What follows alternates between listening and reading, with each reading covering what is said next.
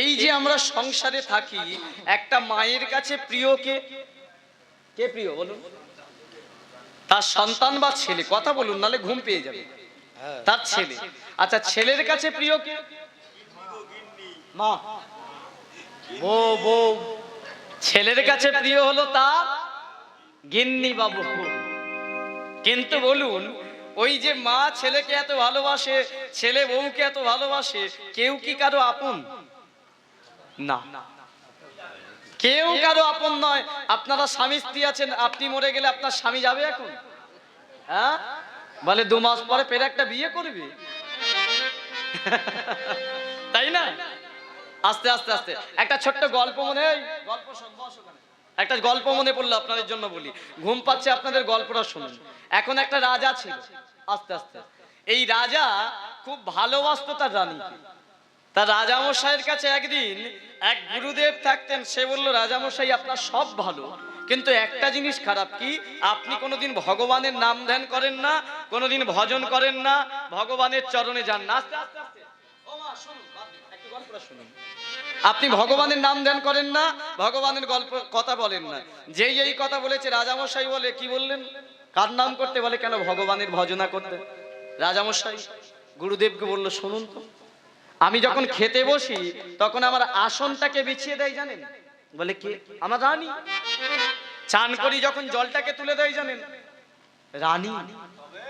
আমি যখন ঘুমাই মাথায় পাখাটায় হাতকে হাওয়া করে জানেন? রানী। শরীর খারাপ হলে গা হাত ম্যাসাজ করে কে বলুন তো? রানী। আর সবই যদি আমার রানী করলো, তাহলে আমি ভগবান কি করলো আমার জন্য? আমি কেন ভগবানের নাম করব? গুরুদেব বলল, তাহলে আপনার কাছে প্রিয় কে? বলে, কেন বুঝতে পারলেন না? রানী ছাড়া অন্য কেউ হতে পারে না। তাহলে রানী আপনাকে ভালোবাসে? বলে, হ্যাঁ, ওই আমার আপন। তখন গুরুদেব মনে মনে ভাবছে, একদিনের মধ্যে যদি না প্রমাণ করাতে পারি যে ওই গুরুদেব আপনার আপন নয়, ওই স্ত্রী আপনার বা রানী আপনার আপন নয়, তাহলে আমি গুরুগিরি ছেড়ে দেব। আস্তে একটু মন দিয়ে শুনুন। পরদিন, গল্পটা কত শিক্ষার দেখুন আপনাদের জন্য যারা গল্প করছেন। পরদিন গুরুদেব কি করেছে? সকালবেলা এসেই রাজার বাড়িতে রাজামশাইকে ডাকছে। রাজামশাই। রাজামশাই বেরিয়ে এসেছে। কি গুরুদেব সকালে? বলে, একটা জিনিস আপনাকে দেব। কি জিনিস? যেই রাজা হাত পেতেছে, রাজার হাতে গুরুদেব কি করেছে? একটা সুপারি দিয়েছে। কি দিয়েছে? সুপারি। যেই সুপারিটা দিয়েছে, রাজামশাই বলে, কি সুপারি দিলেন কেন? বলে, এটা যাই তাই নয়, মন্ত্রপ্রুত, অনেক কাজ। বলে, কাজ কি? আপনার কাছে রাখুন, আপনার মন ভালো থাকবে, আয়ু বাড়বে, আপনার যৌবন ক্ষমতা থাকবে অনেক দিন, শক্তি বৃদ্ধি হবে, সম্পত্তি বৃদ্ধি হবে, যত রকমের ভালো গুণ এই সুপারির মধ্যে আছে। বলে, তাই? আমাকে কেন দিলেন? গুরুদেব বলে, আপনাকে তো আমি ভালোবাসি তাই দিয়েছি। রাজা বলে, তাহলে ভালোবাসার মানুষকে দেওয়া যায়? বলে, হ্যাঁ। যেই দিয়েছে, গুরুদেব চলে গেছে, রাজার ভালোবাসার মানুষকে রানী ছুটতে ছুটতেই গিয়ে, ও রানী শোনো না। রানীর হাতে সুপারি দিয়ে বলে, একটা দারুণ জিনিস পেয়েছি, রেখে দাও। বলে, কি? বলে, এই সুপারিটা রাখো, তোমার মন ভালো থাকবে, আয়ু ভালো থাকবে, দেহের অনেক সৌন্দর্য হবে, অনেক দিন তুমি রানী হিসাবে থাকবে। বলে, তাই? দাও দাও। রানী নিয়েছে। এবার রানী বলে, আমায় কেন দিলেন? আপনার কাছে তো রাখতে পারতেন। বলে, তোমায় তো ভালোবাসি, তুমি আমার আপনজন, তাই তোমায় দিয়েছি। রানী বলে, তাহলে ভালোবাসার মানুষকে এটা দেওয়া যায়? বলে, হ্যাঁ। ও বাবা, রাজা দিয়ে যেই চলে গেছে, ওই রানী ভালোবাসতো ওই রাজ্যেরই মন্ত্রীর ছেলেকে। দুপুর বেলায় সুপারিটা নিয়ে মন্ত্রীর ছেলের কাছে গিয়ে বলছে, এই শোনো শোনো, একটা দারুণ জিনিস নাও। মন্ত্রীর ছেলে হাত বাড়িয়ে বলে, তো সুপারি? বলে, রাখো না, এর কাজ অনেক, তোমার আয়ু বাড়বে, শক্তি বাড়বে, মন ভালো থাকবে, দেহ ভালো থাকবে, টাকা পয়সা বাড়বে। আর শোনো না, তুমি এই রাজ্যের রাজাও হতে পারো এই সুপারির দ্বারা। মা, তুমি রাজা হলে আমি রানী, তাহলে দুজনে একসাথে থাকবো। মন্ত্রীর ছেলে বলে, আপনি কেন আমায় দিলেন? বলে, তোমায় তো ভালোবাসি। মন্ত্রীর ছেলে বলে, এটা কি ভালোবাসার মানুষকে দেওয়ার জিনিস? বলে, হ্যাঁ। ও বাবা, রানী দিয়ে যেই চলে গেছে, ওই মন্ত্রীর ছেলে ভালোবাসতো পাশের গ্রামের একটা বাইজিকে। সন্ধ্যাবেলায় সুপারিটা নিয়ে বাইজির কাছে গিয়ে বলে, এই শোনো শোনো সুন্দরী, তোমার জন্য এনেছি একটা উপহার। কি নিয়ে? হ্যাঁ, তোমার জন্য এনেছি একটা সুপারি। এবারে বাইজির হাতে সুপারিটা দিয়ে বলে, এটা রেখে দাও, অনেক কাজ। বলে, কাজ কি? বলে, তোমার মন ভালো থাকবে, আয়ু ভালো থাকবে, দেহের যৌবন ক্ষমতা অনেক দিন থাকবে, আর একটা কথা, তুমি এই রাজ্যের রানীও হতে পারো, তুমি রানী হলে আমি রাজা। তখন বাইজি বলে, আমায় কেন দিলে এটা? বলে, তোমায় তো ভালোবাসি, আমরা দুজন দুজনকে ভালোবাসি তো। বলে, হ্যাঁ। বাইজি বলে তাহলে ভালোবাসার মানুষকে এটা দেয় নাকি? বলে হ্যাঁ। যেই দিয়ে চলে গেছে ওই বাইজি ভালোবাসতো বাবা ওই রাজ্যেরই রাজাকে। ভোরের বেলা যেই রাজা মশাই বাইজির বাড়িতে গেছে, বাইজি বলে ওহে রাজা শোনো, তোমার জন্য একটা উপহার আছে। বলে কি? বলে হাতটা পাতো না। যেই হাত পেতেছে দেখে না সুপারি। রাজা বলে গুরুদেব কি সুপারির ব্যবসা খুললো নাকি? হ্যাঁ, আমায় একটা এর কাছে একটা ব্যাপার কি? আচ্ছা এর কাজ কি বলো তো? যেই বলেছে ওই রাজামশাই যা যা শুনেছিল ওই বাইজি তাই বলে, তোমার দেহ ভালো থাকবে, মন ভালো থাকবে, আয়ু বাড়বে, রাজা হবে অনেকদিন। বলে আমায় কেন দিলে? বলে তোমায় ভালোবাসি। কি এ তো সব মিলে যাচ্ছে। তাহলে এটা রানীর সুপারি নয় তো? একবার রানীর কাছে গিয়ে দেখি তো। ভোরের বেলা রাজামশাই ছুটতে ছুটতে ডাকবে, ও রানী। যেই রানী বলেছে, রানী তো ভোরের বেলা ফোন করছিল মন্ত্রীর ছেলেকে, ও তো ওকে ভালোবাসে। এবার রানী থরথর করে কাঁপছে, কি ব্যাপার? রাজা এই সময় কোনোদিন আসছে না, এখন কেন? কি ব্যাপার, কেন এসেছে? এই তোমার কাছে যে সুপারিটা দিয়েছিলাম দাও তো। এবার রানী থরথর করে কাঁপছে, সুপারি তো নেই। এই কি হলো, সুপারিটা দাও না। বলে আমার কাছে তো নেই। আমার কাছে নেই মানে কোথায় সেই সুপারি? মনে সন্দেহ বেড়ে গেছে, আগে সুপারি দাও নালে কেটে। বলে সত্যি কথা বললে মারবেন না? বলে না, সত্যি কথার মাপ আছে, বলো আগে। ওই সুপারিটা না আমি একজনকে ভালোবাসতাম, তাকে দিয়েছি। রাজা বলে আমার থেকে বেশি ভালোবাসতে কাউকে? কে সে? বলে ওই মন্ত্রীর ছেলে। চলো তার কাছে সুপারি আনতে যাব। দুজনে মিলে গিয়ে সুপারি আনতে গেছে। রানী যেই মন্ত্রীর ছেলের কাছ থেকে সুপারি চাইছে, ও সুপারি তোর কাছেও নেই। ও কাকে দিয়েছে? বাইজিকে দিয়ে দিয়েছে। এই সুপারি দাও। বলে ওটা তো আমার কাছে নেই। কাকে দিয়েছো? বলে একজনকে ভালোবাসতাম তাকে। রানী বলে আমার থেকে বেশি কাকে ভালোবাসতে? বলে ওই বাইজিকে। চলো সুপারি আনতে যাবো। তিনজনে মিলে সুপারি আনতে গেছে বাইজির কাছে। এবারে বাইজির কাছেও তো সুপারি নেই। বাইজিকে যেই মন্ত্রীর ছেলে বলে সুপারিটা দাও, বলে ওটা আমার কাছে নেই। কোথায় দিয়েছো? বলে একজনকে ভালোবাসতাম। কাকে? বলে ওই যে পাশে দাঁড়িয়ে আছে। পাশে কে দাঁড়িয়ে আছে?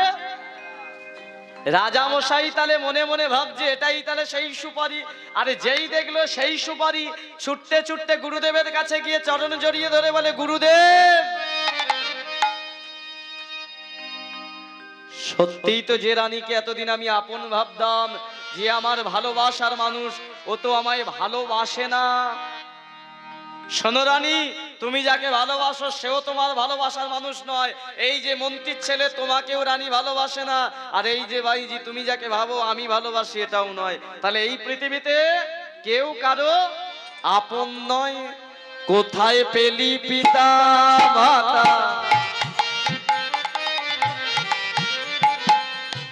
স্ত্রী পুত্র পরিজন,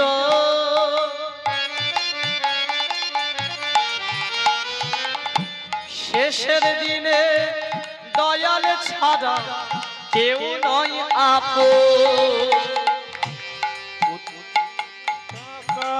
পাহাড়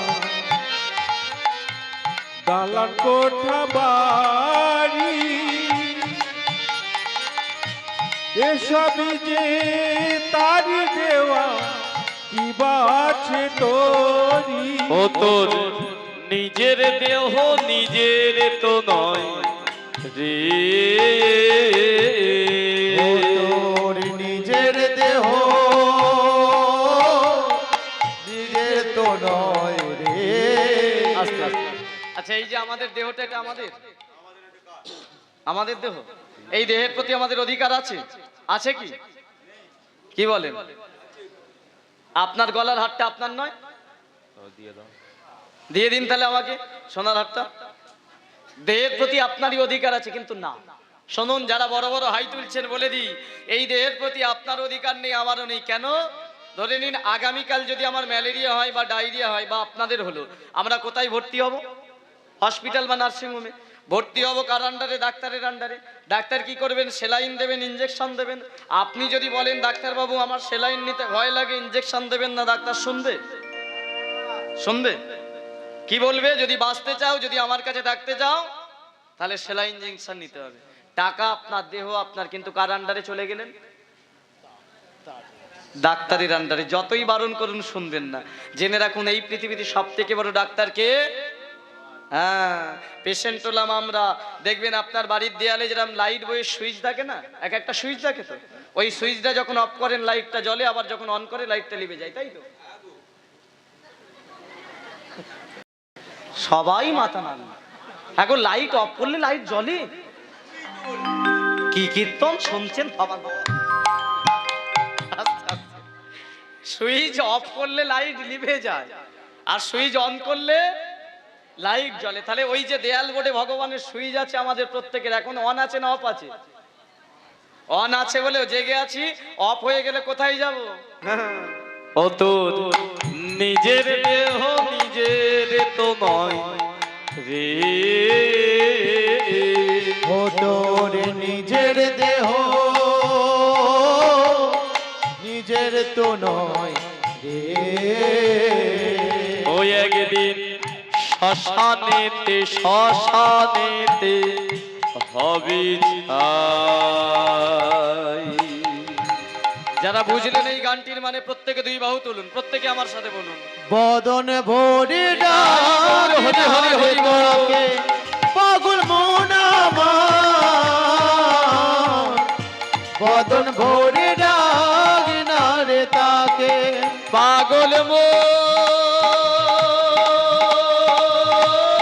রে, বদন ভরে ডাক না দে তারা, ও পাগল মন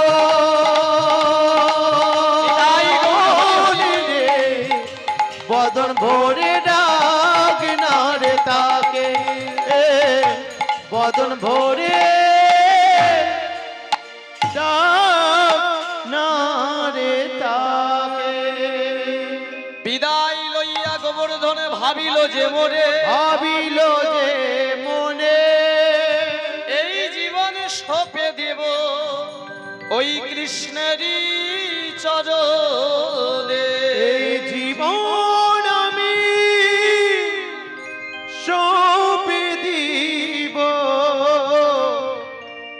কৃষ্ণের চরণে। আস্তে আস্তে। বাবা, তুমি তোমার যেটাকে ঘর মনে করো চলে যাও, কিন্তু আমি ওটাকে আসল ঘর মনে করি না। আমার আসল ঘর হলো সেই গোবিন্দের চরণ। সেই চরণ পাওয়ার জন্য আমি আমার এই ঘর থেকে বিতাড়িত হলাম। বাধা দিল না দমগিরি তার ছেলেকে। এবার কি হলো দেখুন, কৃষ্ণ ভজন নিয়ে গোবর্ধন থাকে। ওই ত্রেতা যুগেই সীতাকে হরণ করে নিয়ে গেল, রামের পত্নী সীতাকে। কে নিয়ে গেল?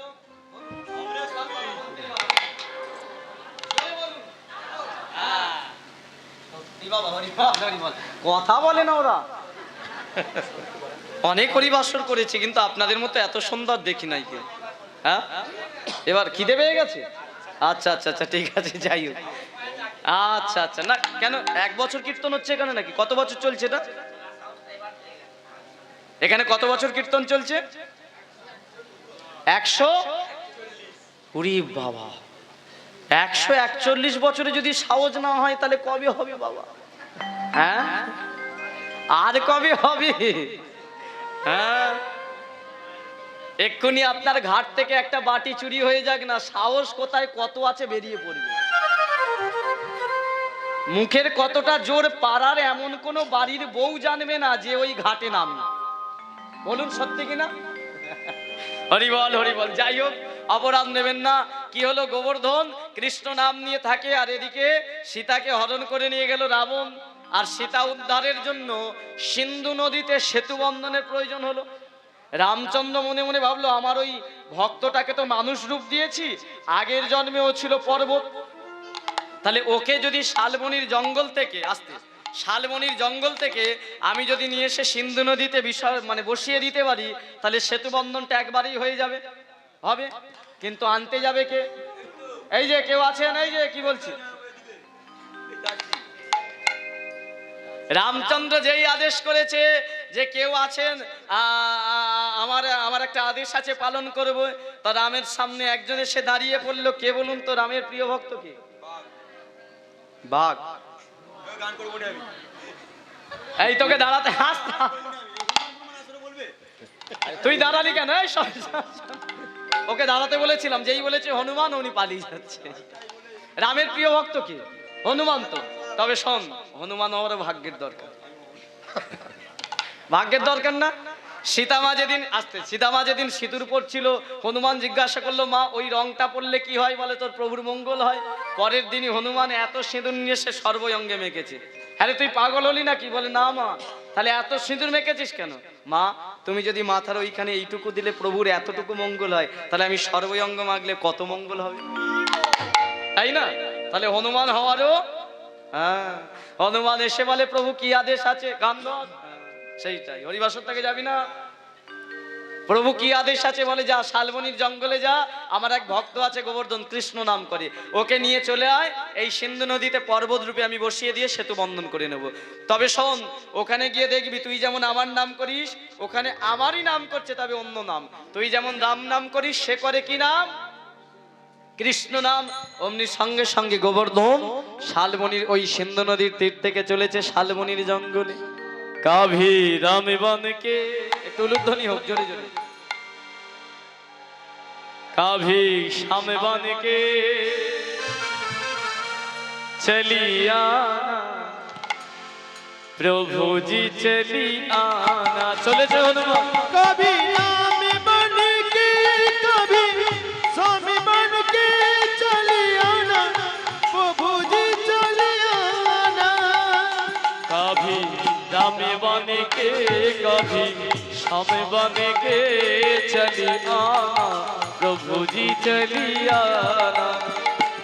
कभी राम बन के कभी स्वामी बन के चले आना, प्रभु जी चले आना। तुम राम बनके चली आना, हो तुम राम बन के चले आना, तुम राम बनके चली आना। हो तुम राम बन के चले आना। ओ सीता साथ लेके धनु बांध देके चली आना, प्रभु जी चली आना। सीता साथ लेके दोनों बांध लेके चले आना, प्रभु जी चले आना। হনুমান রাম নাম করতে করতে যাচ্ছে, আর ওদিকে যেই শালবনির জঙ্গলে রাম নাম করতে করতে গেছে, বাবা দেখতে পেল শালবনির জঙ্গলে একজন দুই বাহু তুলে গাইছে কি? तुम शाम बन के चली आना। उलुध्वनि। तुम शाम बन के चले आना, तुम शाम बन के चले आना। ओ राधा पामे लोये मुरली संग लोये चली आना, प्रभु जी चली आना। राधा पामे लोये मुरली संग लोये चले आना, प्रभु जी चले आना। राधा पामे लोये मुरली संग लोये चले आना, प्रभु जी चले आना। হরি বল। তাহলে হনুমান রাম নাম করছে, গোবর্ধন কৃষ্ণ নাম করছে, দুই যুগে একই যুগে দুই নাম হচ্ছে। আমরা যে যুগটাই বসে আছি কলিযুগ, তাহলে আমরা এই যুগে একটু সকলে নাম তার করা যাক না, যিনি আমাদের উদ্ধার কর্তা। কে? কার নাম? হ্যাঁ, গৌর রূপে আমরা পেয়েছি। তাহলে সকলে একটু দুই বাহু তুলে বলুন, তুমি গৌর রূপ নিয়ে এসো, তুমি গৌরী রূপ নিয়ে এসো, তুমি গৌর রূপ নিয়ে এসো, তুমি গৌর রূপ নিয়ে এসো, তুমি গৌর রূপ নিয়ে এসো, তুমি গৌর রূপ নিয়ে এসো। তুমি গৌর রূপ নিয়ে এসো।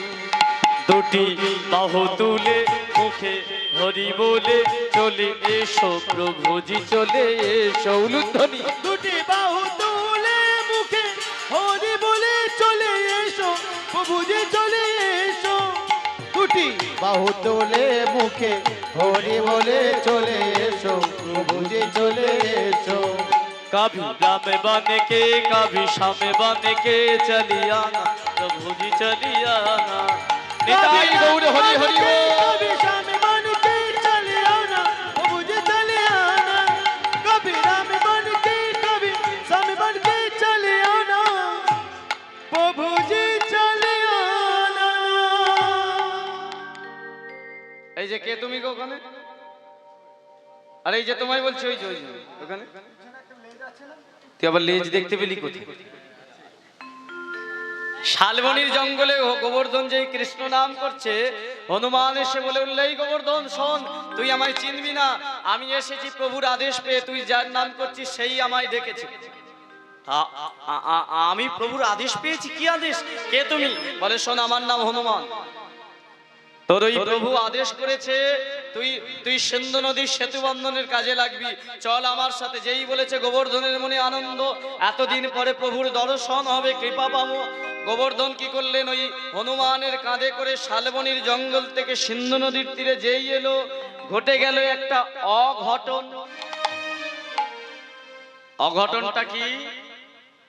যে আশা নিয়ে এলো গোবর্ধন, সে তার দেহটা পর্বত রূপে বিরাজ করবে সিন্ধু নদীতে, তার উপর দিয়ে প্রভু রামচন্দ্র যাবে, সেবার কাজে লাগবে।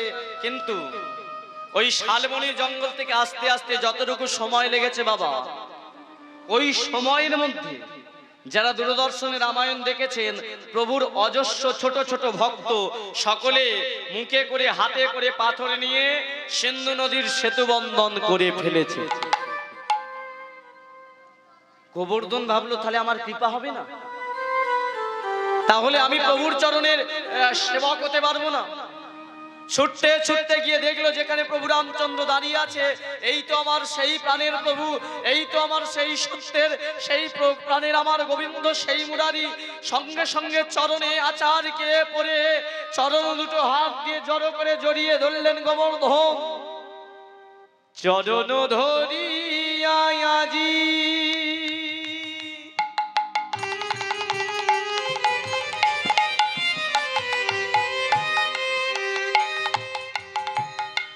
কাঁদিতে লাগিল,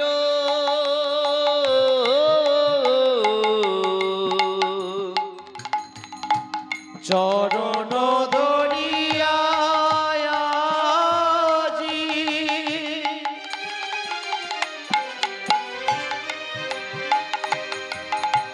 কাঁদিতে লাগিল, নয়নের জলে চরণ ধোয়াইয়া দিল গোবর্ধন। ওই না নয়নের জলে চরণ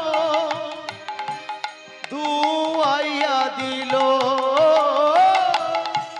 নয়নের জলে চরণ ধোয়াইয়া দিল গোবর্ধন। ওই না নয়নের জলে চরণ ধুয়াইয়া দিল।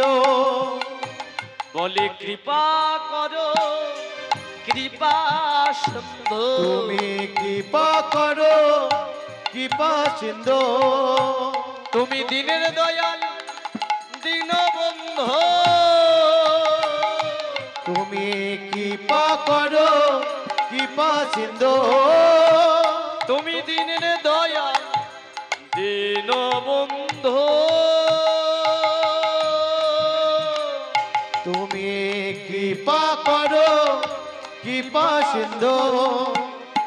নয়নের জলে চরণ ধোয়াইয়া দিল।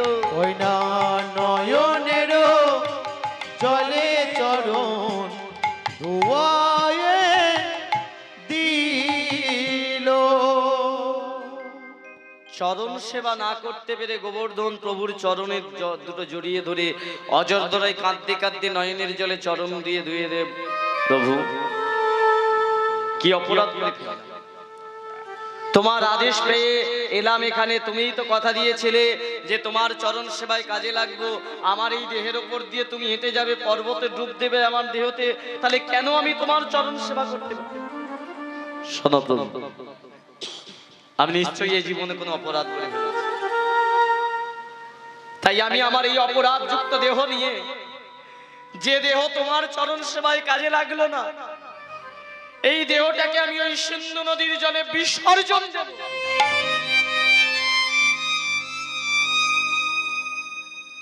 রামচন্দ্র গোবর্ধনের হাতটা ধরেছে। গোবর্ধন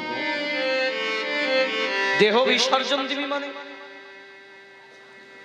তুই যে আমার কাছে এসেছিস এটাই তো অনেক রে। আমার কাছে আসার জন্য অনেকে কত কাঁদে কত ডাকে, তুই তো তোর ভজনের দ্বারা এখানে এসেছিস।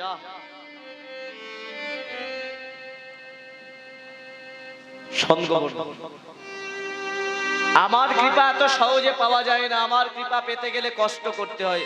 বলুন তো মা, ভগবানের চরণ কি পাওয়া সহজ?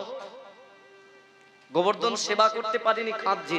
কীর্তন যারা শোনেন প্রকৃত, বলুন তো কীর্তন জগতে এমন কোন ভক্ত আছে যে কষ্ট না পেয়ে ভগবানের কৃপা পেয়ে গেছে? আছে, কষ্ট করতে হয়েছে।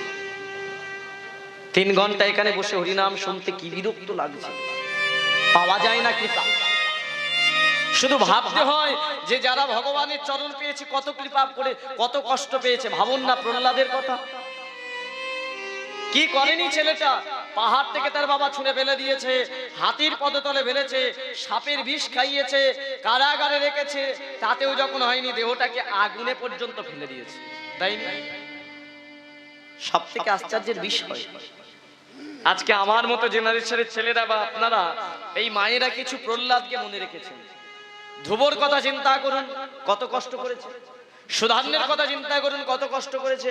কিন্তু আমার পরের জেনারেশনে এই ছেলেরা, এরা প্রহ্লাদকে ভুলে যাবে, চিনবে না, জানবে না। কেন জানেন? এদেরকে জানানো হবে না। জানাবে কি মা, জানাবে কি বাবা? কিন্তু আমরা তো শুধু কর্ম, সারাদিন এত বাড়িতে কাজ যে ছেলেটাকে একটু ধর্মের শিক্ষা দিতে পারি, জানাই না ধর্মের ভয়ের মানে কি। জানাতে হবে, ওরে ভগবানের কৃপা পেতে গেলে কত কষ্ট পেতে হবে। ছেড়ে দিন ওদের কথা, এই কলিযুগের কথা ভাবুন। ও মা, একটুখানি শুনুন, এই কলিযুগের কথা ভাবুন। 5টা মিনিট একজনের কথা বলি, কত কষ্ট করলে ভগবানের কৃপা পাওয়া যায়। ওই ছেলেটি, কোন ছেলেটি করেছিল কষ্ট?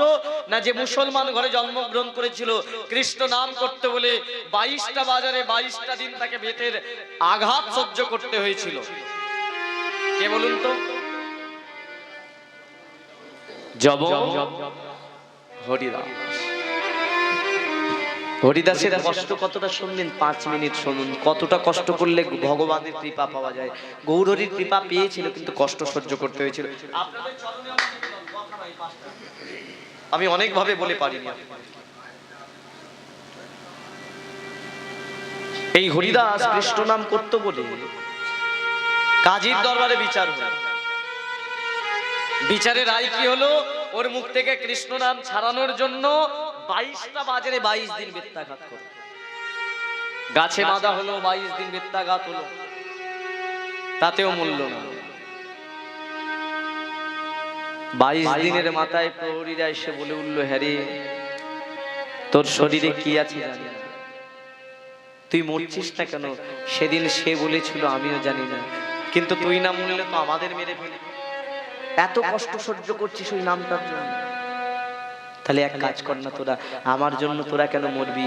আমার এই দেহটাকে তোরা এই গঙ্গার জলে ফেলে দিবি। এই হরিদাসের দেহটা ক্ষত বিক্ষত, মাংসগুলো ঝুলে গেছে, রক্ত বেরোচ্ছে, কোনো ক্ষমতা নেই। দেহটাকে গঙ্গার জলে ফেলে দেওয়া হলো। গঙ্গার জলে দেহটা ভাসছে, কোনো শক্তি নেই, সাঁতার কাটতে পারবে না। কিন্তু মুখে যতটুকু শক্তি আছে, একটা নাম শুধু উচ্চারিত হচ্ছে, কৃষ্ণ কৃষ্ণ কৃষ্ণ হে কৃষ্ণ কৃষ্ণ কৃষ্ণ হে কৃষ্ণ কৃষ্ণ কৃষ্ণ হে কৃষ্ণ কৃষ্ণ কৃষ্ণ হে কৃষ্ণ কৃষ্ণ কৃষ্ণ হে কৃষ্ণ কৃষ্ণ কৃষ্ণ হে। হাসছে দেহটি, কৃষ্ণ নাম ছাড়ে না। कृष्ण है कृष्ण कृष्ण कृष्ण है কৃষ্ণ কৃষ্ণ কৃষ্ণ হে কৃষ্ণ কৃষ্ণ কৃষ্ণ হে कृष्ण নিতাই গৌর হরি বল হরি বল। कृष्ण है कृष्ण कृष्ण कृष्ण है আচার্যদেব সুরধনী গঙ্গার জলে দেহটা ভেসে যখন কৃষ্ণ নাম করছে, নদিয়ার মাটিতে চৈতন্য মহাপ্রভুর উদয় হয়েছে। তিনি ডাক দিলেন আচার্যদেবকে, আচার্যদেব দেখুন না একবার গিয়ে সুরধনী গঙ্গার জলে কে যেন আমার নাম ধরে ডাকছে। ছুটতে ছুটতে আচার্যদেব গেলেন, আর গিয়ে গঙ্গার জলে দেখলেন একটা ক্ষত বিক্ষত দেহ ভাসছে। ওরে কে তুই? কথা বলার ক্ষমতা নেই, রক্তে যেন লাল হয়ে গেছে গঙ্গার জল। নেমে গেলেন নিজে, দেহটা নিয়ে কোলে করে চলে এলো আচার্যদেবের ঘরে, যে ঘরের মধ্যে আগে থেকেই বসে আছে চৈতন্য মহাপ্রভু। কষ্ট সহ্য করেছে হরিদাস, দেহটি যেই রেখে দিলেন মহাপ্রভু বলল, আচার্যদেব একবার ঘর থেকে বাইরে যান তো।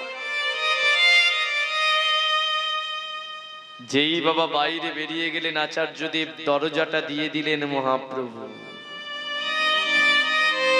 ক্ষতবিক্ষত দেহটা হরিদাসের পড়ে আছে। মহাপ্রভু ডাক দিলেন, হরেশ হরেশ। ডাকটা শোনা মাত্রই হারেশের যেন সর্ব অঙ্গ ক্ষতবিক্ষত দেহগুলো একটা কম্পন হলো, কিন্তু সারা দেওয়ার ক্ষমতা নেই। নয়নটা খুলে দেখবে সে ক্ষমতা নেই, কারণ সর্বই অঙ্গে যে রক্তের দাগ। মহাপ্রভু ধীরে ধীরে ওই হারেশের কানের কাছে মুখটা নিয়ে এসে বলে উঠল, হারেশ একবার চেয়ে দেখ। ওই ডাকেতেই নাই হারেশের সর্বঙ্গের যেন কষ্ট চলে গেছে। হাতটা ধীরে ধীরে নিয়ে এসেছে নয়নের কাছে, এই নয়নের পাতা দুটো যেই ধীরে ধীরে খুলে প্রভুর দিকে তাকাচ্ছে, তাকানো মাত্রই দেখতে পেল এই তো সেই নয়ন, এই তো আমি সেই নয়নে দেখতে পাচ্ছি। প্রভু প্রভু তুমি এসেছো, এতদিন পরে তোমার কৃপা হয়েছে প্রভু। আমি যে চিনতে পেরেছি তুমি সেই আমার প্রাণের ভগবান। প্রভু তুমি বলেছিলে না, তুমি বলেছিলে আমাকে যে কলিযুগে কৃষ্ণ নাম করলে আমার পূর্বজন্মের পাপ চলে যাবে। প্রভু আমি একবার নয় অনেকবার করেছি, আমার কি পাপ যায়নি? মহাপ্রভু বলল, আগে তোমার নামটা পরিবর্তন করি। তুমি এতদিন হারেস ছিলে, আমার নাম জপ করেছো, তাই আজ থেকে তোমায় আমি হরিদাস। আর পাপের কথা বলছো, তোমার পাপ তো সেদিনই চলে গেছে যেদিন একবার কৃষ্ণ বলেছে। তাই প্রভু আমার পাপ চলে গেছে, আমি সর্ব পাপ থেকে মুক্তি পেয়েছি। হ্যাঁ হরিদাস, সর্ব পাপ থেকে তুমি মুক্তি পেয়ে গেছো। হরিদাস প্রভুকে একটা প্রশ্ন করলো, তাহলে একটা কথা জিজ্ঞাসা করি প্রভু। বলো হরিদাস। প্রভু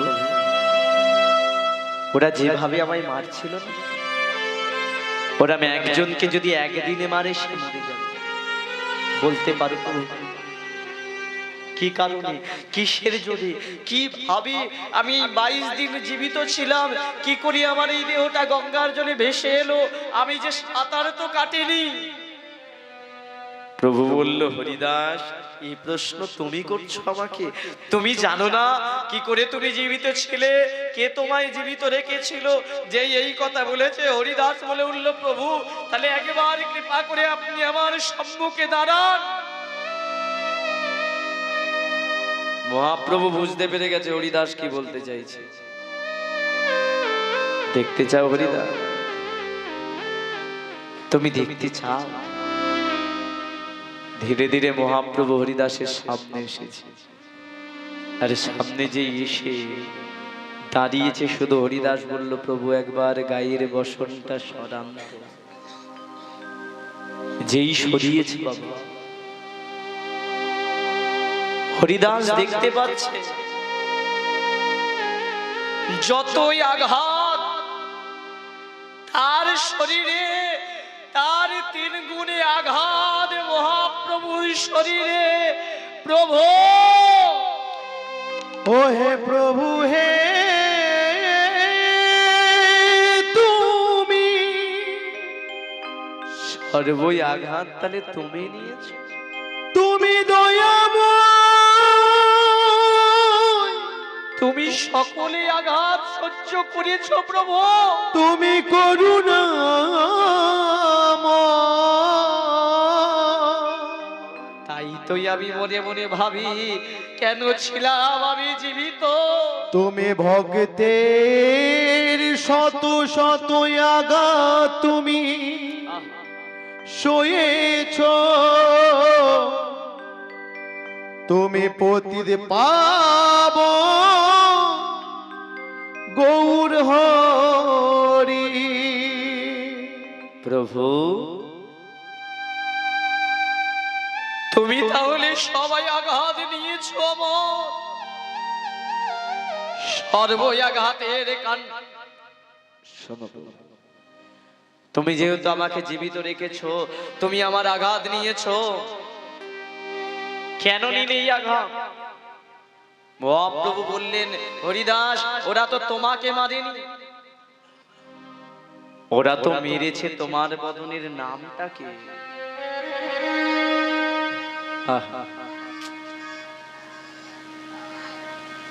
ওরা তো তোমার বদনের নামটাকে মেরেছে। ওই নামটা তো আর অন্য কেউ না, ওই নামটা যে আমি। সেই জন্য সর্বয়াঘাত আমি নিয়েছি। হরিদাস, আমি যদি না নিই তাহলে যে কলিযুগে আমি ভক্তাধীন ভগবান হতে পারলাম না। হরিদাস বলে উঠল, প্রভু তুমি যেমন আমার জীবনে দিয়েছো, তাই তোমার কাছে আমার একটাই নিবেদন, যেদিন আমার মরণ হবে সেই দিন তুমি এইটুকু কৃপা করো, আমি যেন তোমার করে মরতে পারি। হে ভক্তমণ্ডলী, যারা চৈতন্য চরিতামৃত পড়েছেন, গ্রন্থটি হরিদাস নির্জান যারা পড়েছেন, তারা বুঝতে পারবেন কতটা কষ্ট করেছিল হরিদাস, আর সেই কষ্টের দরুন কলিযুগে মহাপ্রভুর কৃপা পেল হরিদাস। এই হরিদাসের শেষ জীবনীটুকু শুনুন। মহাপ্রভু সন্ন্যাস নিয়ে চলে গেলেন কোথায়? নীলাচলে, পুরী ধামের পাশে গম্ভীরা মন্দিরে, যেখানে মহাপ্রভু থাকতেন। আর এর পাশে একটা মন্দির আছে যার নাম হলো সিদ্ধ বকুল, যেখানে হরিদাস থাকতেন। কৃপাটা কত পেল জানেন? যেদিন হরিদাস মারা যাবে মহাপ্রভু জানতে পেরে গেছিলেন। ভোরের বেলা মহাপ্রভু স্নান করতে গেলেন সমুদ্রে। স্নান করে যখন আসছেন, মহাপ্রভুর আজকে মনটা ভালো নেই, কারণ জানতে পেরে গেছেন হরিদাস ছেড়ে চলে যাবে। হরিদাস শুধু বলেছিল, প্রভু আমার মৃত্যুর সময় যেন আপনার কোলে আমি মাথা রেখে মরতে পারি। প্রভু বলেছিল, কৃপা তুমি পাবে। ভক্তদের কাছে যখন এলেন গম্ভীরাতে, দেখলেন প্রভু যেন কারোর সাথে কোনো কথা বলছে না। প্রভু কি হয়েছে আপনার? কি কারণে আপনি এত বিচলিত? জানি না, আজকে আমার মনটা ভালো নেই। প্রভু কি হয়েছে বলুন? কিচ্ছু কোনো কথা বললেন না, শুধু বললে একটা কথা, আমি আজকে একটু হরিদাসের কাছে গিয়ে নাম শুনে আসি। যান। মহাপ্রভু প্রতিদিন হরিদাসের কাছে নাম শুনতে যেতেন। আজকেও সকালবেলা চলে গেল আর গিয়ে ডাক দিল, হরিদাস।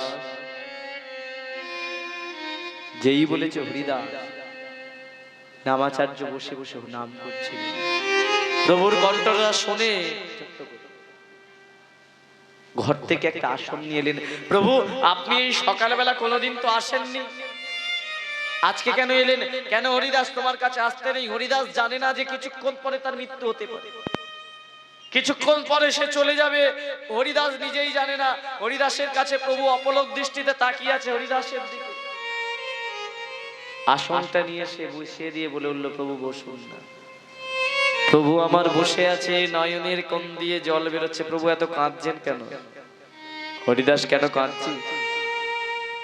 আজকে মনে হচ্ছে কে যেন আমায় ছেড়ে চলে যাবে। কে ছেড়ে চলে যাবে আপনাকে জানি না। হরিদাস, একটু নাম শোনাবে আমাকে? প্রভুর কথা শোনো। হরিদাস বলে, প্রভু নাম শোনো। হরিদাস দূরে বসে আছে। হরিদাসকে প্রভু বললেন, হরিদাস একটু কাছে এসে নাম শোনো। হরিদাস বুঝতে পারছে না মহাপ্রভু কি বলতে চাইছে। অবশেষে মহাপ্রভু বলল, হরিদাস একটু আমার কাছে এসে এখানে বসে আমার কাছে একটু নাম শোনাও না।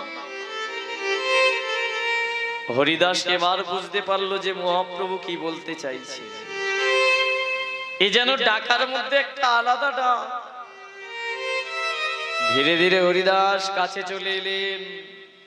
আর যেই এসেছে মহাপ্রভু হরিদাসকে নিয়ে নিজের কোলের মধ্যে শোয়ালেন। আর যেই শুইয়েছে মহাপ্রভুর নয়নের জল যেন টপ টপ করে হরিদাসের গালে পড়ছে। হরিদাস বুঝতে পারছে না প্রভু কি করতে চাইছে, শুধু একটা কথা বলছে, হরিদাস তুমি নাম গাও না, আমি একটু শুনি। গাইতে পারছে না হরিদাস, কণ্ঠ যেন তার শুকিয়ে যাচ্ছে। ওই পিপাসা মহাপ্রভুর নয়নের জল পড়ার পরেও হরিদাস একটু গাও না, আমি নাম শুনবো। তবু হরিদাস চেষ্টা কর। প্রভু আমি গাইতে পারছি না কেন? আমার কণ্ঠ যেন রুদ্র হয়ে যাচ্ছে। প্রভু আমি চেষ্টা করছি, পারছি না। হরিদাসের যখন ক্ষীণ কণ্ঠ হয়ে যাচ্ছে, মহাপ্রভু হরিদাসের দেহটাকে শক্ত করে জড়িয়ে ধরে, মাথাটা জড়িয়ে ধরে চিৎকার করে বলে উঠল, হরিদাস কে বা শোনাবে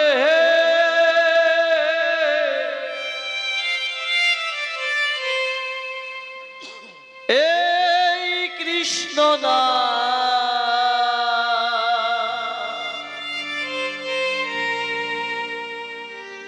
কে বা শোনাবে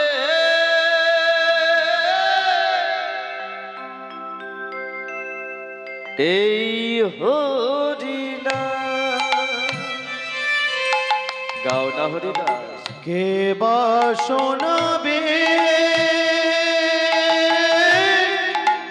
হরিদাস একটু শোনাও এই কৃষ্ণ নাম,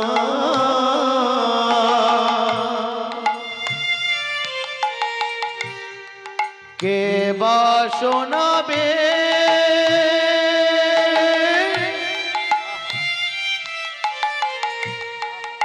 এই মোহনা,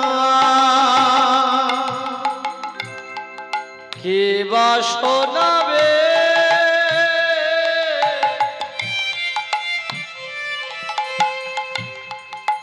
এই কৃষ্ণ নাম,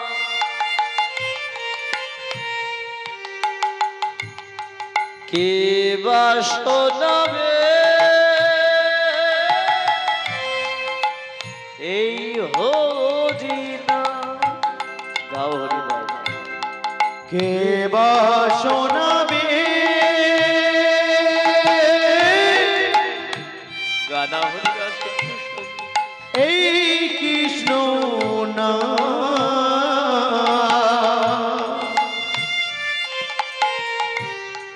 কে বা শোনাবে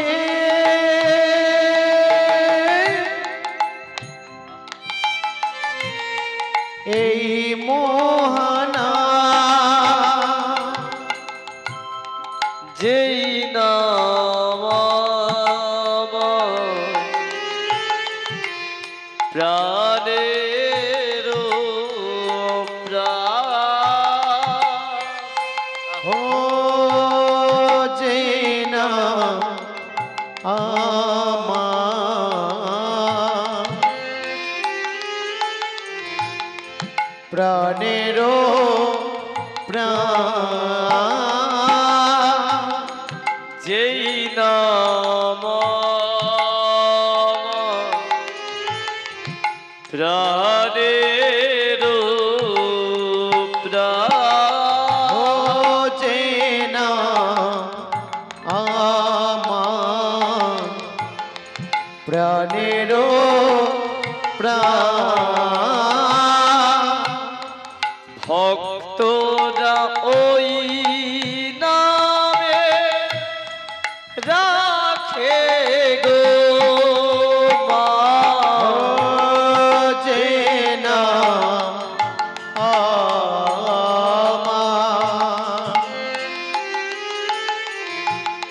প্রাণেরও প্রাণ ভক্তরা রাখে তারি তোমার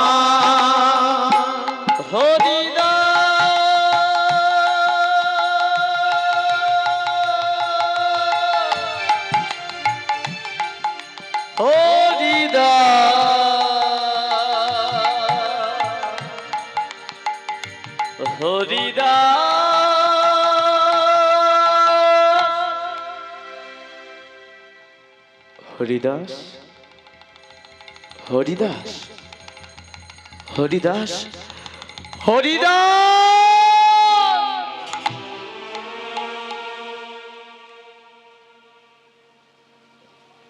কখন যে মহাপ্রভুর কোলের মাথা রেখে হরিদাস চলে গেছে বুঝতে পারলেন না প্রভু। চলে গেলি চলে গেলি হরিদাস, কে গাইবে? কে কে কে কে আর বলবে প্রভু একটু তুমি নাম শোনাই, আমি নাম শোনাই। কে ডাকবে আমাকে তোর কুঠিরে? হে ভক্তমণ্ডলী, মহাপ্রভু হরিদাসের দেহটা নিয়ে নিজ বক্ষ মাঝে জড়িয়ে ধরে চিৎকার করে কাঁদতে লাগলো, ফিরে আয় হরিদাস, চলে গেলি আমাকে ছেড়ে। তুই কৃপা চেয়েছিলিস না, কিন্তু তোকে কৃপা করতে গিয়ে আজকে আমি আমার প্রাণীর ভক্তকে যে হারিয়ে ফেললাম। হরিদাসের দেহটা নিয়ে মহাপ্রভু নিজে সমাধি দিলেন। সমাধির মাটিগুলো যেন মহাপ্রভুর নয়নের জলে কাদা হয়ে গেল। হে ভক্তমণ্ডলী, এই যে এতটুকু পরিবেশ, এই পরিবেশন করলাম, এই এপিসোডটা কি কারণে জানেন? ওই যে বলেছিলাম কীর্তন তিনটে জিনিস নিয়ে হয়। ভক্তের ভক্তি কাকে বলে দেখুন, হরিদাসের থেকে পাওয়া যায়, তার নামে ভক্ত হরিদাস। আর সেই ভক্তিটা প্রভুর চরণে নিবেদন করলো বলে কৃপা প্রভুর কিভাবে পেল দেখুন। এখানে আমরা যতজন আছি জানি না আমাদের মৃত্যুর সময় কেউ একটু এক ফোঁটা জল আমাদের গালে দেবে কি, পাবো কিনা ঠিক নেই, কিন্তু এই হরিদাস যে মরে যাবার সময়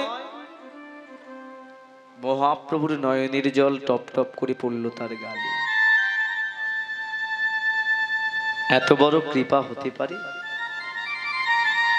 এত বড় করুণা হতে পারে। সবকিছু শেষে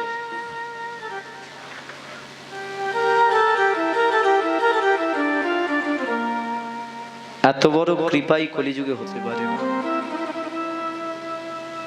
তাই শুনতে হয় কীর্তন, অরিজিনালি কীর্তন শুনতে হয়। কি শুনবেন একটা লীলাতে, কি শিক্ষা পাবেন?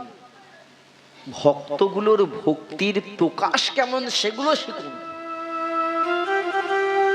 সেগুলো দেখে যদি শিক্ষা নিতে পারেন তাহলেই নিজের জীবনটা সেই পথে পরিচালিত করতে পারবেন, আপনার পরবর্তী প্রজন্মকে পরিচালিত করতে পারবেন।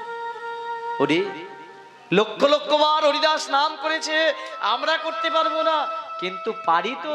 আপনি মা হয়ে আপনার ছেলেকে বলতে পারেন, ওরে সন্ধ্যাবেলায় একটা প্রদীপ নিয়ে একটা ধূপ নিয়ে যা তুলসী তলায়, একবার কৃষ্ণ বলে প্রদক্ষিণ কর। একদিন একবার বলতে, দুবার দুবার বলতে, তিনবার চারবার বলতে বলতে বলতে বলতে একদিন সে ঠিক বলবে। কিন্তু আমরা কি করি, 3 ঘন্টা হয়ে গেছে, অনেকটা সময় হয়ে গেছে, আর কীর্তন শুনে লাভ নেই, আগামীকাল কীর্তন আছে, চল ঘরে চলে যাই। এত সহজ নয়, শুনতে হবে, জানতে হবে। আমি জানি এই কীর্তন অনেকে ভালোবাসেন, অনেকে উঠে চলে যাবে, আই ডোন্ট কেয়ার। দেই দেই করে এখানে নাচাটা কীর্তন নয়, জানেন এখানে নাচলে এই যে পায়ের ধুলোগুলো ওরে, ওই যে আমার প্রভু আছে তার চরণে গিয়ে যদি ওনার গায়ে যদি পড়ে কতটা অপরাধ হয়। নিত্য আছে হরিবাসরে, কিন্তু সে নাচটা অন্য ভাবে নাচ, ভাবের নাচ মহাপ্রভু করতেন শিবাসঙ্গনের ভিতরে। জানতে হবে, বুঝতে হবে, কীর্তন অনেক উচ্চ মার্গের জিনিস। কীর্তন শুনতে গেলেও যোগ্যতার প্রয়োজন হয়, ধৈর্যের প্রয়োজন হয়, স্থৈর্যের প্রয়োজন হয়। ভাববেন না নিজেকে যে আমি সর্বজ্ঞানী, ওর মুখে কীর্তন শুনে আমার কি লাভ। না, যার মুখে কৃষ্ণ কথা আছে তুমি তার কাছেই বসো। এই পৃথিবীতে সবার থেকে শিক্ষা নেওয়ার আছে। আস্তে ও গেছে তো কি হয়েছে, কথা তো হচ্ছে। একটা 80 বছরের বৃদ্ধের থেকে যেমন তার জীবনের অভিজ্ঞতা নেওয়ার আছে, একটা 8 বছরের ছেলের কাছ থেকে তার শৈশবের বাৎসল্য প্রেম কেউ শিক্ষা নিতে পারে। এই ভক্তমণ্ডলী গোবর্ধনকে বলে দিল, যা তুই চলে যা, কাঁদিস না, তুই কৃপা আমার পাবি। শালবনির জঙ্গলে গিয়ে কৃষ্ণ ভজন কর, তোকে যে যুগের জন্য সৃষ্টি করেছি সেই বৃন্দাবনে তোকে পাঠিয়ে দেব, তোর ভজনে আমি সন্তুষ্ট। তাই হে ভক্তমণ্ডলী, ভগবান ওই গোবর্ধনকে সিন্ধু নদীর তীর থেকে শালবনির জঙ্গলে পাঠানোর সময় আসতে আর 10 মিনিট একটা কথা বলে দিয়েছিল, কি তুই যে ওখানে ভজন করবি,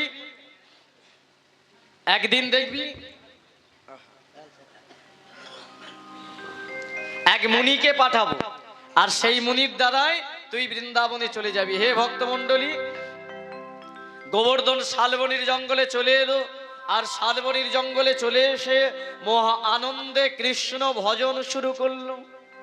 আসুন এই সময় আমরা একটু সকলে মিলে কৃষ্ণ নাম গাই, তারপরে কার দ্বারা বৃন্দাবনে গেল, কিভাবে গেল, এটুকু শেষটুকু আমরা জানতে পারবো। গোবর্ধন শালবনির জঙ্গলে প্রভুর আদেশ পেয়ে মহা আনন্দে কৃষ্ণ ভজন শুরু করলো। হরে কৃষ্ণ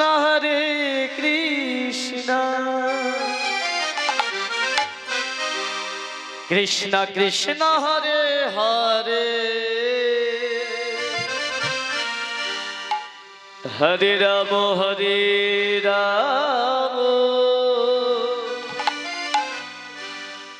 রাম রাম হরে হরে।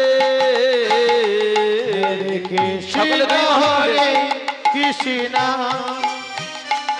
কৃষ্ণ কৃষ্ণ হরে হরে,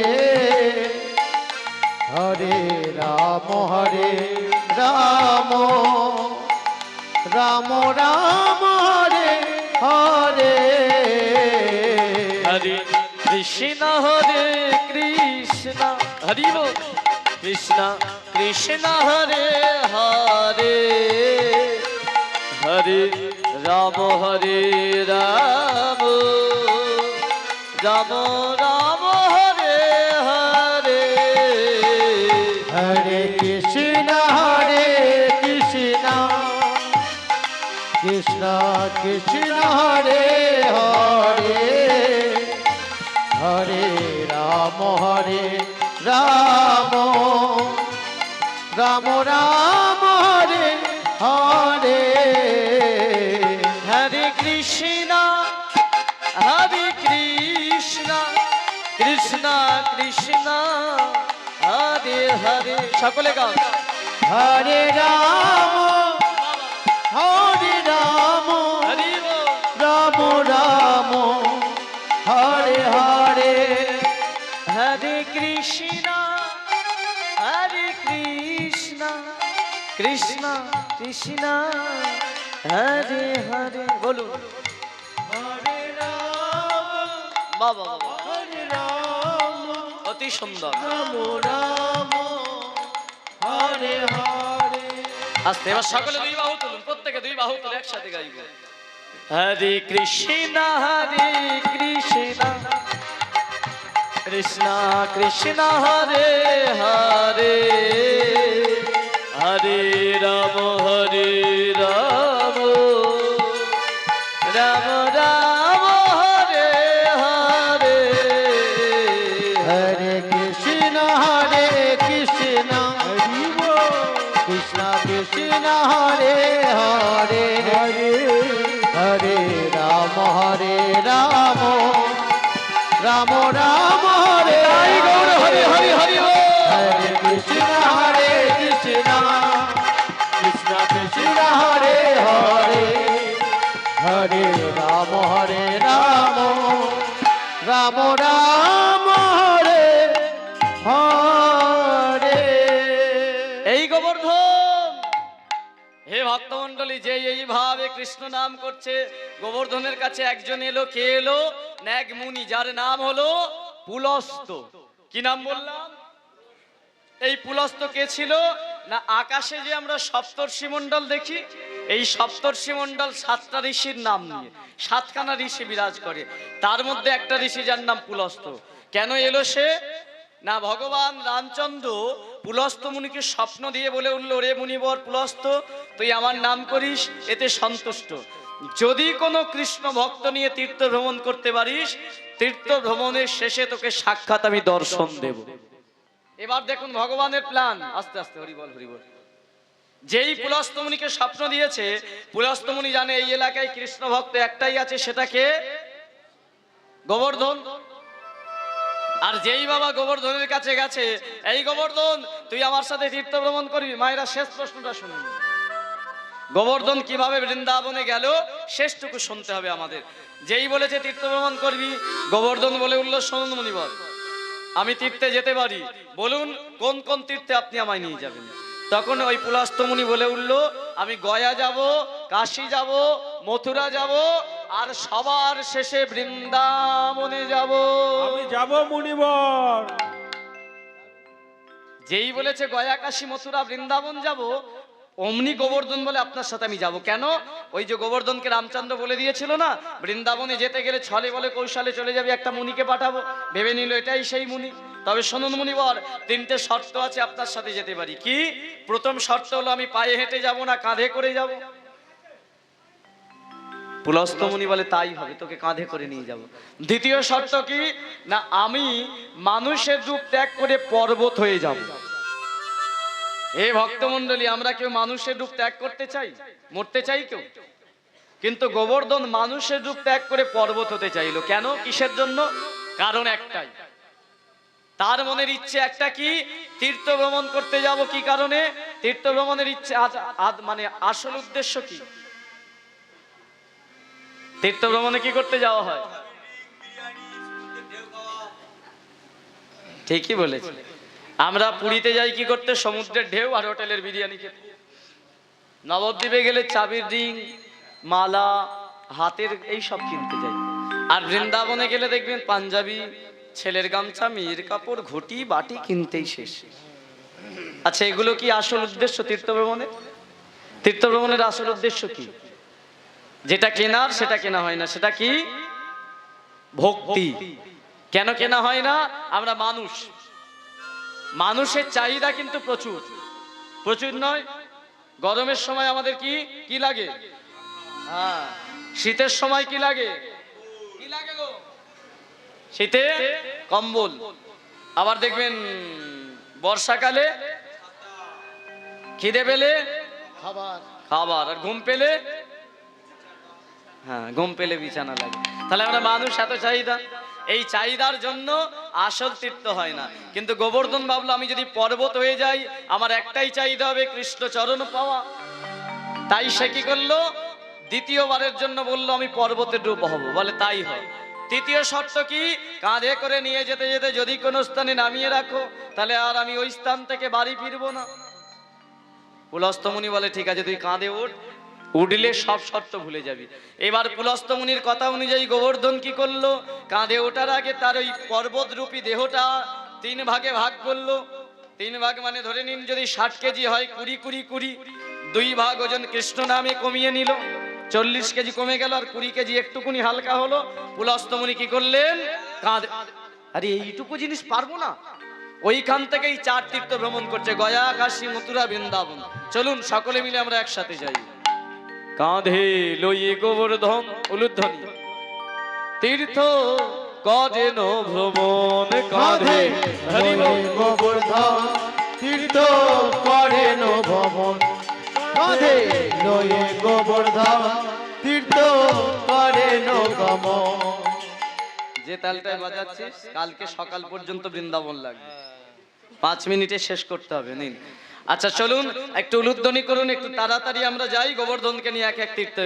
প্রত্যেক উলুধ্বনি করুন, একটু উলুধ্বনি হোক না। আজ গোবর্ধন লয়ে গিরি,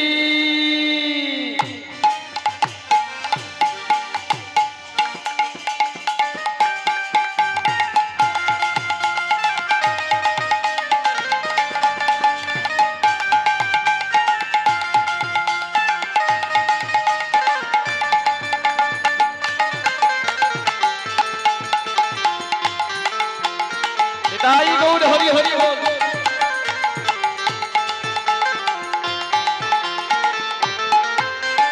গোবর্ধন লয়ে মুনি কাশী ধামে আইলো, গোবর্ধন লয়ে গিরি কাশী ধামে আইলো, গোবর্ধন লয়ে মুনি কাশী ধামে আইলো, গোবর্ধন লয়ে পুরী কাশী ধামে আইলো, কাশী ধাম হয়ে মুনি গয়া ধামে যাইল, কাশী ধাম হয়ে মুনি গয়া ধামে আইলো, কাশী ধামে হয়ে মুনি গয়া ধামে যাইল, কাশী ধামে হয়ে মুনি গয়া ধামে আইলো, গয়া ধামে হয়ে মুনি।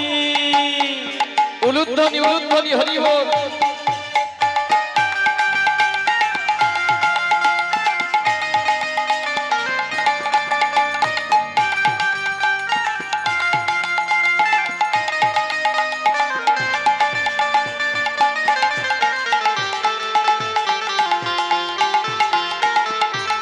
হরি হরি বল।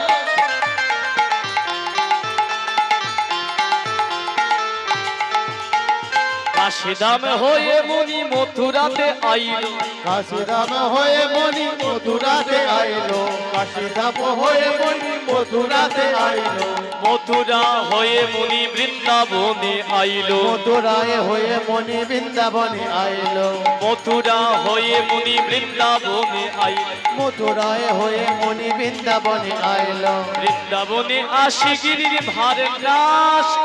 ও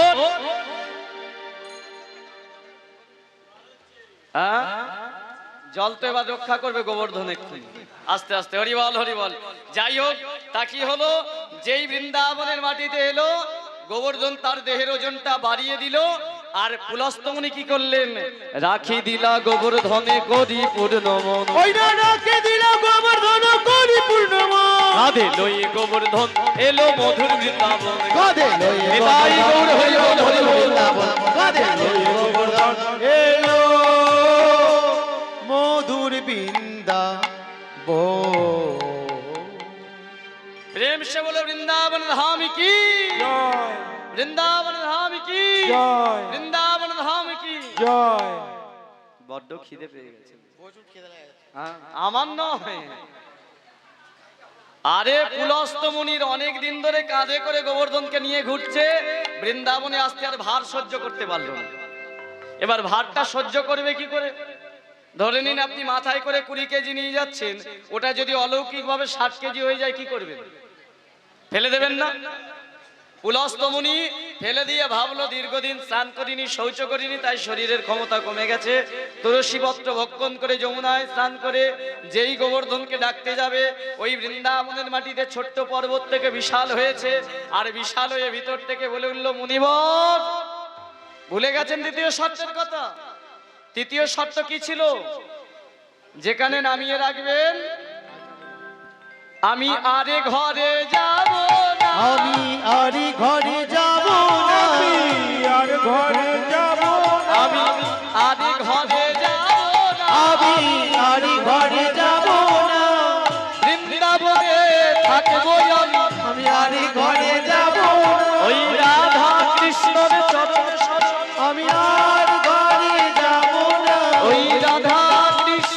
সদন বয়স আর ঘরে যাব না ওই ব্রজের লীলা দর্শিব আর ঘরে যাব না এই ব্রজের ধুলায় অঙ্গে মাখিব আর ঘরে যাব না এই ব্রজের ধুলায় বলে শোনো শোনো মুনি বড় ব্রজের লীলা হরি হরি দিব শোনো শোনো মুনি বড় আর ঘরে যাব না আর ঘরে যাব না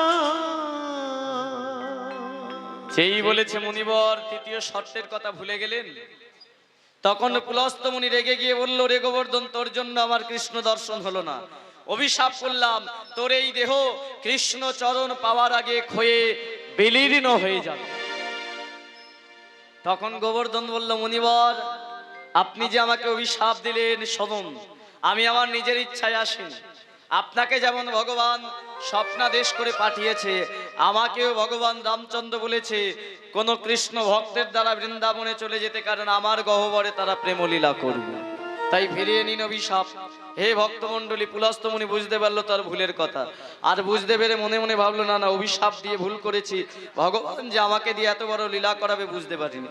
শোন গোবর্ধন, অভিশাপ দিয়ে ফেলেছি, অভিশাপ ফেরানো যায় না, তবে শোন তোকে আশীর্বাদ করছি, যে কৃষ্ণচরণ পাওয়ার আশায় তুই বৃন্দাবনে এলি, সেই রাধা কৃষ্ণের ভজন যদি করিস, তোর দেহ কোনোদিন ক্ষইবে না, ক্ষইবে না, ক্ষইবে না।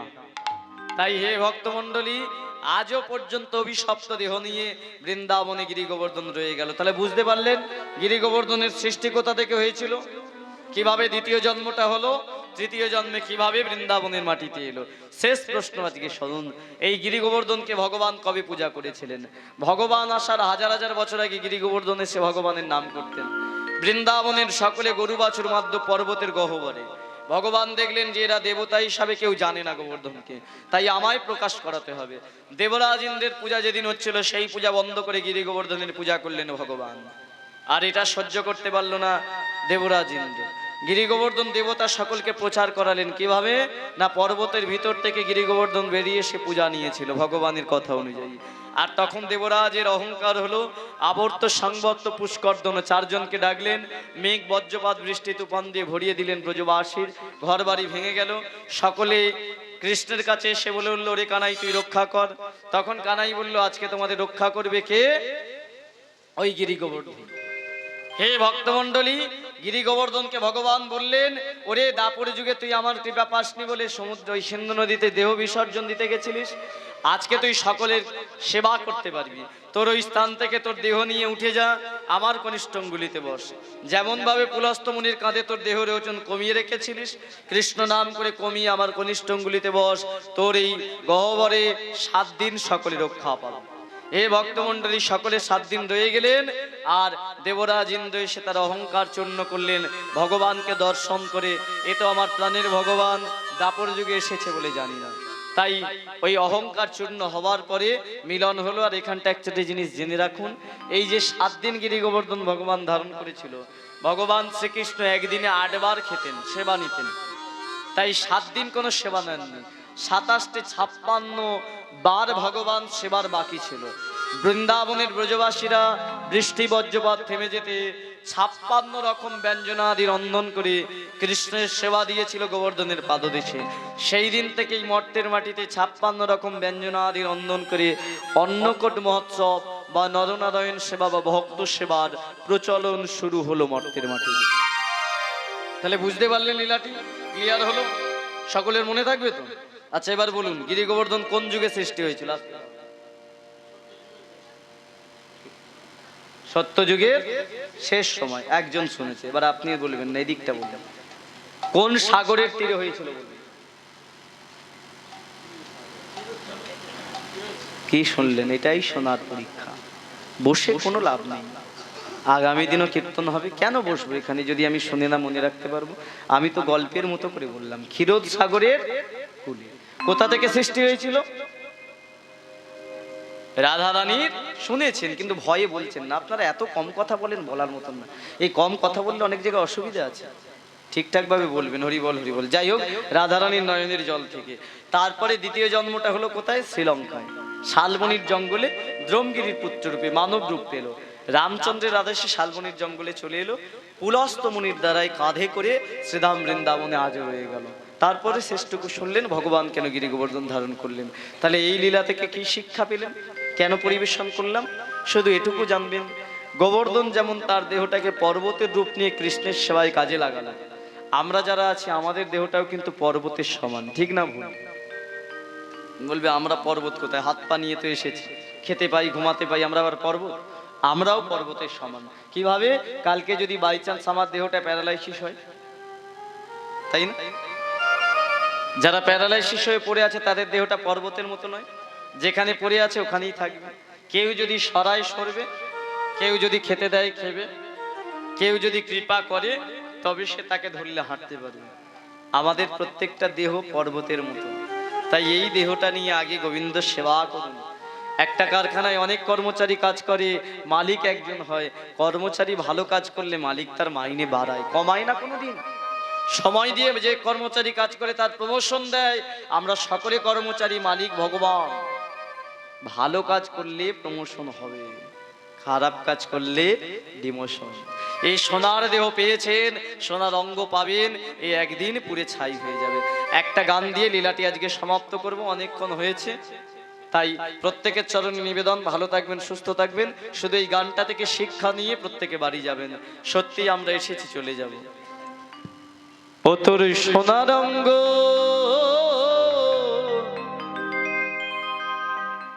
একদিন হবে ভঙ্গরে,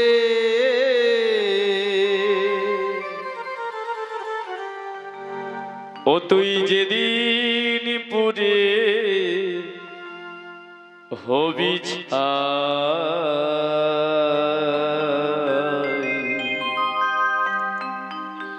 নীলি আকাশে যাবি উড়ে, কয়লারি ধোঁয়া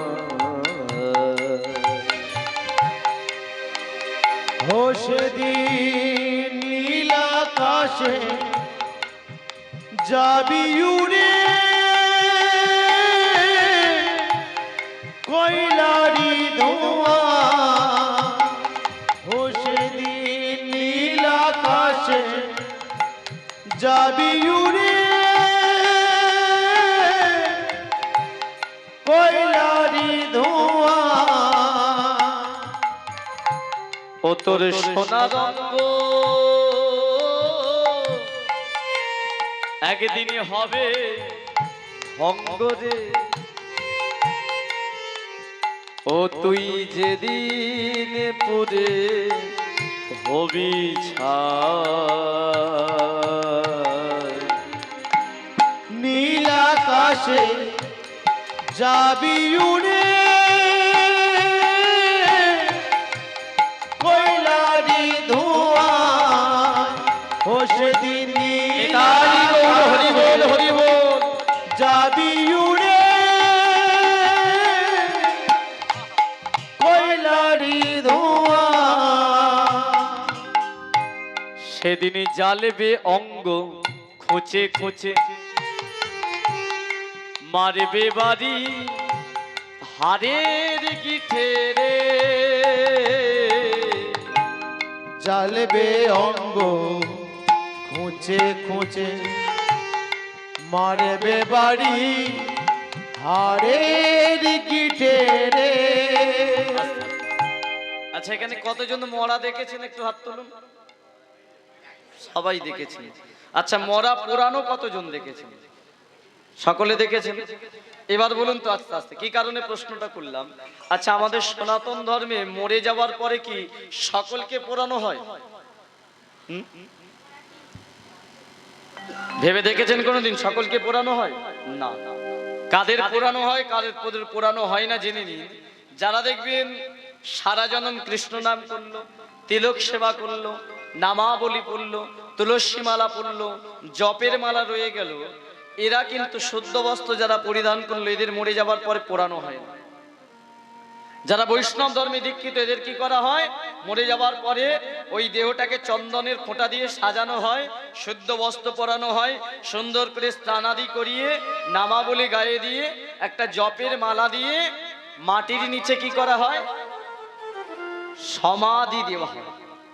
আর এর বাইরে যারা আপনারা আমরা সপ্তাহে 2 দিন খাসির মাংস, একদিন মুরগির মাংস, একদিন মাছ, একদিন ডিম খেলাম, দেহটাকে শাড়ি কাপড় সোনা দানা গয়না গাটি দিয়ে সাজালাম, আমরা মরে যাবার পরে কি করা হয়, শ্মশানে দেহটাকে নিয়ে যাওয়া হয়, একটা ডানলপ গদি বিছিয়ে দেওয়া হয়, তার উপরে মাথার একটা শিমুল তুলোর বালিশ দিয়ে দেওয়া হয়, দুপাশে দুটো স্ট্যান্ড ফ্যান আর উপরে একটা এসি লাগিয়ে দেওয়া হয়, তাই তো?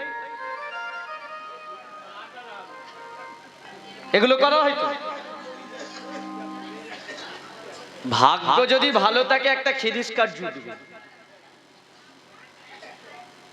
এবার তারপরে কি করা হয়, ওই দেহটা পোড়ানোর সময় দেখবেন, কেন বললাম মরা পোড়ানো, কতজন দেখেছেন বলুন তো? মরা পোড়ায় কতজন, মানে মরা পোড়াতে যায় কতজন? বড় লোকের মরা হলে অনেক বেশি, এখন গরিবের হলে একটু কম, কিন্তু পোড়ায় কতজন? 2 জন বা 3 জন বা 4 জন, যাদের হাতে দুটো বাঁশ থাকে। আর বাদ বাকি যারা 100 জন 150 জন যায়, এরা কি করে, ওই জন নিয়ে পাশে বসে বসে, তাই তো? এরা কিন্তু কেউ দেখে না মরা পোড়ানো, খালি একবার যখন দেখবেন খুব জোরে চিৎকার হয়, বলো হরি হরি বল। ও সুরে বলছে কি বেসুরে বলছে কোনো ব্যাপার না, কিন্তু বাবা মরা পোড়ানোটা দেখা কিসের জন্য? মায়েরা বাবারা শেষ বয়সে বা আমরা বলি না এবার মরে যেতে পারলে শান্তি, না, মরে গেলেও শান্তি নেই। মরার মধ্যেও প্রকারভেদ আছে। বলুন তো, যে দেহটাকে খুঁচে খুঁচে হাড়ের বাড়ি দিয়ে মারা হলো, ওই দেহটা ভালোভাবে গেল না যার দেহটাকে সম্মান জানিয়ে শুদ্ধ বস্ত্র পরিয়ে তিলক সেবা করে নামাবলী পরিয়ে সমাধি দেওয়া হলো, ওই প্রসেসটা ভালো? কোনটা? হ্যাঁ, সমাধি দেওয়াটা ভালো। এবার নিজেরা বিচার করে নিন যে আমরা কোন পথে যাব, ওইখানে মার খাবেন না এত সমাদর করে মাটির নিচে যাবেন? জ্বালিবে অঙ্গ খুঁচে খুঁচে, মারবে বাড়ি হাড়ের গিঠে রে, জ্বলবে অঙ্গ খোঁচে খোঁচে, মারবে বাড়ি হাড়ের গিঠে রে। ও তোর পিঠের চামড়া করবে খসে, হাতে বোলাবে কি তোর গা, নীল আকাশে আই গৌর হরি হরি যাবি উড়ে, কয়লারি ধোঁয়ায় ও তুই নীল আকাশে যাবি উড়ে, কয়লারি ধোঁয়া, ও সেদিন নীল আকাশে যাবি উড়ে, কয়লারি ধোঁয়া। তবে শুনে রাখুন, এই 2 প্রকার মূল্যেই দুজন কেউ কিছু নিয়ে যেতে পারবে না, শুধু দুজনের সাথে একটাই জিনিস যাবে। কি যাবে? কি যাবে আপনার সাথে? বলো হরি হরি বল হরি, বলো হরি, হরি বল হরি। সেদিন নাম যাবে, আর এই দেহ যাবে, সেদিন নাম যাবে,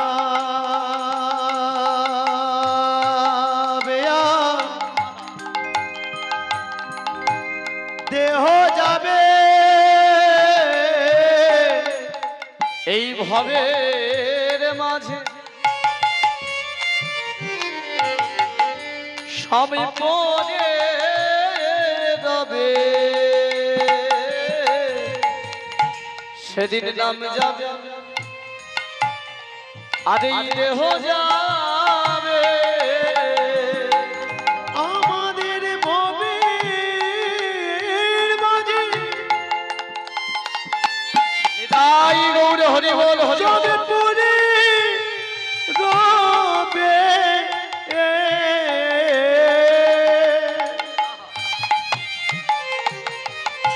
এ আমাদের নাম যাবে আর দেহ যাবে গো, তাই আমাদের আশা যাওয়া সারে হলো ভরা হলো না ওই চরণ। আমাদের আশা যাওয়া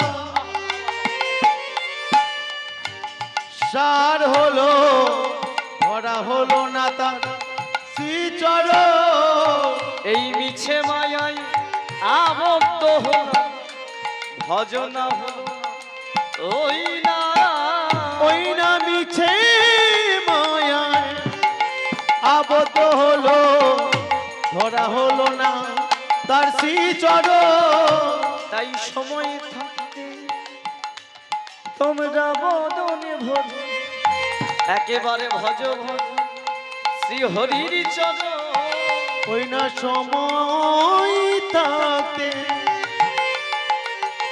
তোমরা ভজনা করো ধরা হলো না তার শ্রীচর।